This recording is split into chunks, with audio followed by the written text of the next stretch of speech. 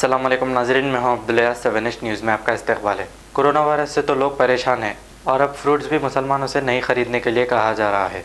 अब ये शख्स जो झंडा लगाकर फ्रूट्स बेच रहा है, क्या इनसे फ्रूट्स ख़रीदना चाहिए? फ़िरक़ा परस्त कोई मौका हाथ से छोड़ नहीं रहे हैं। अवाम खाने के दाने दाने को परेशान है और फ़िरक़ा परस्ती फैलाने वाले फ़िरक़ा परस्ती फैला रहे हैं। आइए देखते हैं ये रिपोर्ट।